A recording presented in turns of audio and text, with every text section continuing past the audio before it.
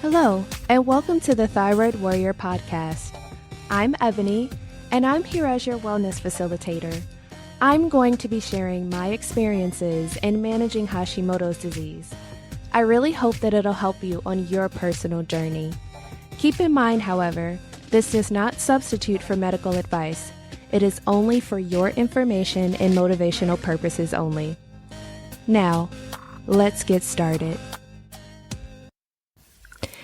Hey friends, so we all know eating organic, eating healthy, it's expensive. And let me be the first one to tell you, I used to have such an issue trying to go grocery shopping and figure out what I could eat, how to eat it, what to shop for, what not to shop for, and how to not spend tons of money on my food. It was so taxing and so confusing. And I just decided to ask my doctor one day, and I said, you know what?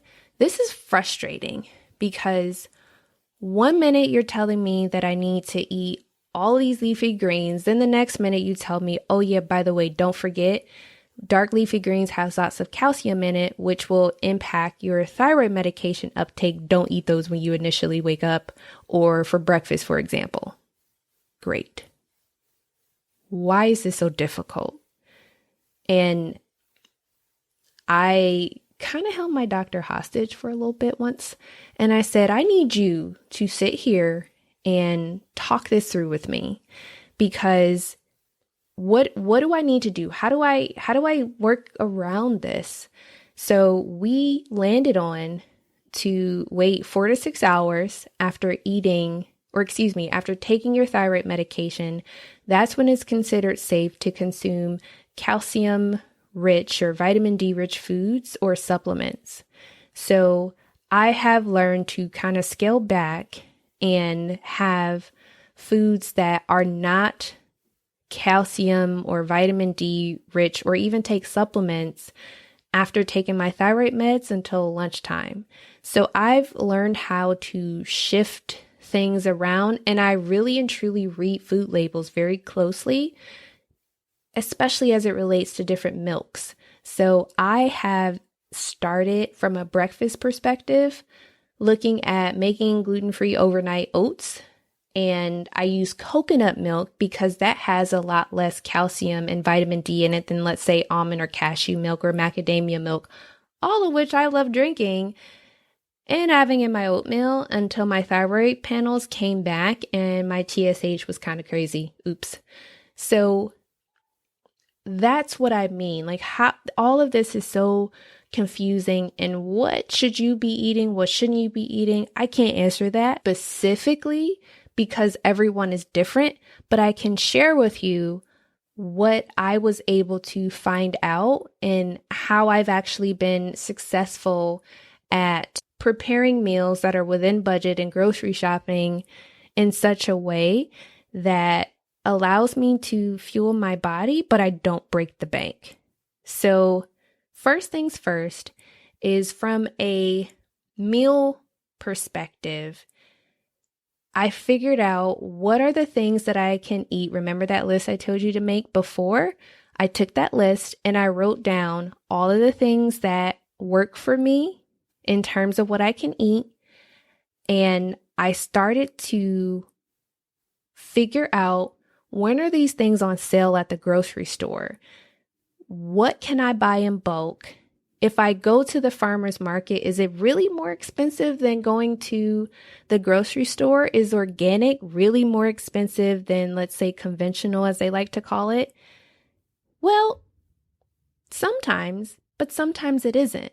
So I literally took time and I researched this because that's what I love to do, #researcher. So what I did was I took the list of foods that I enjoy eating, and I literally pulled up the circulars for some of the grocery stores and places that I shop at regularly. And I said, when do these places typically have the foods that I like to eat often on sale? Is it all the time? Is it sometimes? Or is it not at all? And I have been able to figure out the cycles of when certain foods go on sale. And I also discovered the grocery store Sprouts in their bulk section, and it's amazing. It's wonderful. I love it. But I usually go to any bulk item aisle in any grocery store because it's just me. And so I don't typically end up paying more than like $2 for brown rice or lentils or quinoa because I've been able to figure out which store can I go to get the bulk items at the least expensive price. For me, where I am, Sprouts, hands down, least expensive option in terms of bulk foods.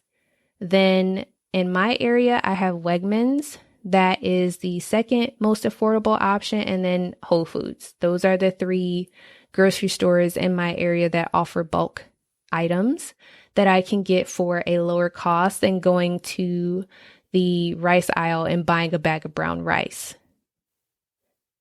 The next thing that I learned how to do was if I was going to purchase meat, I figured out when I should go to the store in order to get those things. I've learned that the best day to go grocery shopping in my area is Tuesday or Wednesday. And usually that's later in the evening. And a lot of times I go closer to when the store is going to end. One, because you avoid that everyone's just getting off work rush. But two, a lot of times they're restocking things for the next day. So I often find the folks coming out from the back and they're restocking all of the meat for the next day. So I can usually get it right as they've processed it, and I just put it in my bag and I go home. I also love seafood, and this one it just depends on the grocery store, but I've often learned that I can get wild seafood at a pretty reasonable price in bulk. So that is when my Costco or Sam's or BJ's comes in handy, because I usually get that and I don't have to buy, let's say, your salmon and or shrimp if that's something that you eat. If not, don't worry about it. But that will typically last me for a month to 2 months. When I was married and living with other people, again, it usually lasted for about a month, but we often planned different types of protein so that we weren't just eating shrimp or fish all the time. The next thing that I realized was pretty cool was looking at those circulars to see, okay, if I go to the farmer's market and I get the more organic produce, am I really paying more? Or is it the same price? Or in some cases cheaper? And drum roll please, I have found that a lot of times in my area, that the produce at the farmer's market is either the same price or ever so often a little bit cheaper than if I went to the grocery store. Shocking, I know. But what I want you to hear me out on is you may be thinking that I don't have time to do all of this. But remember, a couple episodes back, we wrote down the list of all the things that you have to do and talked about delegating some of that. So this is one of those items in terms of helping to be the best version of you that you now have time for. And it doesn't take that long because it's very easy now. And many circulars are within apps now, and you can literally look them up. And you can take maybe 5 minutes to go through and sort through the things that you know you like to eat or can eat. And boom, you know which store to do most of your grocery shopping at. I have also gotten very good at using coupons. They are my favorite. A lot of the stores that you like to go to will often offer digital coupons within their apps, and I highly recommend and encourage you to take a look at them to see if they do in fact have those coupons. I also get the circulars that come to my mailbox, and there are coupons in them. They're either Smart Source or Red Plum. It just depends. But I look through those and I clip those coupons, take them right to the store with me. And one time I saved $10 on my grocery bill. When? So I take time, clip the coupons when needed, and I take them to the store with me. I have everything organized. And at the very end, I pull them out and I give them to the cashier to scan at the end.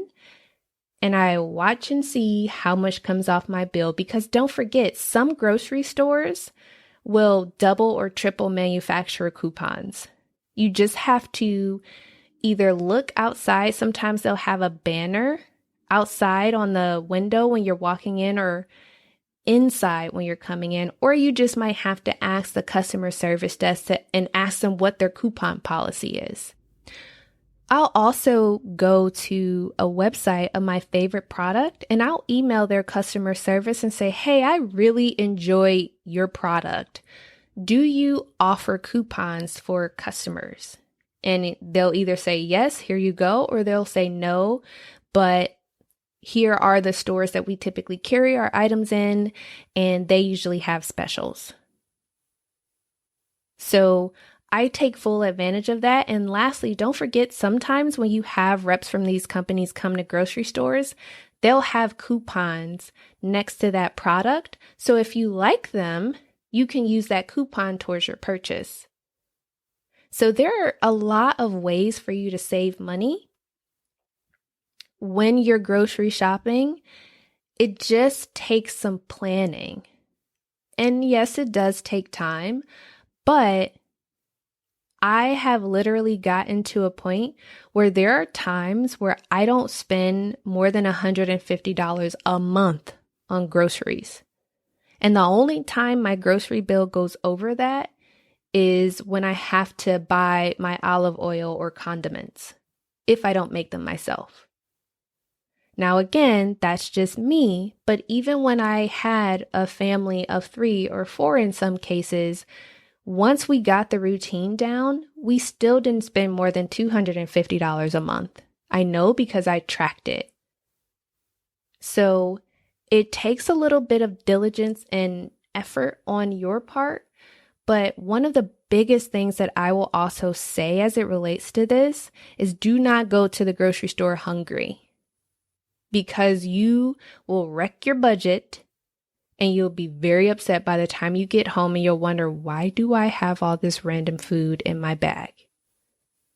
And if you're grocery shopping with the little ones or someone else, make sure they eat before they go. Because there have been times when I took my nephew grocery shopping and I wasn't paying attention because I was trying to make sure he didn't break something at the checkout aisle. And next thing I know, we have like boxes of Fruity Pebbles, Lucky Charms, and fruit snacks. Where'd that come from? So definitely a little bit of work and planning can go a long way. So let me know, what are some of the things that you have learned in terms of grocery shopping for you and your loved ones that has made a big difference for you? Tag me at Joyful Ebony on any social media platform, and I'd love to hear from you. Thanks for listening to the podcast episode today. I am so excited because I am now accepting applications for one-on-one as well as small group coaching clients. So if you want to work with someone, either in a small group or in a one-on-one capacity with me, and have 3 months of support, a customized workout plan, having information about nutrition, bi-weekly calls, and just someone that can really and truly work with you to help get you unstuck and out of the brain fog and help you work through how to really use food as fuel and to really get yourself back to a healthy version of you, please don't wait another moment. Don't wait another day, because you are not the sum of your symptoms and you deserve to be well. So you can head to joyfulebony.com/app, that is APP, and go ahead and fill out that application and I will be in touch with you. Just remember, You deserve to be well, so why not start today? Don't wait until tomorrow. And by the way, there are only 9 slots open, particularly for my one-on-one clients, and 6 spots open for small group coaching. So you definitely want to make sure that you jump in on that. And until next time, be happy, be whole, and be well. Take care. Okay, thyroid warriors, get out there and take things one step at a time. Remember, be great, reflect on your triumphs, and as always, be well. Take care.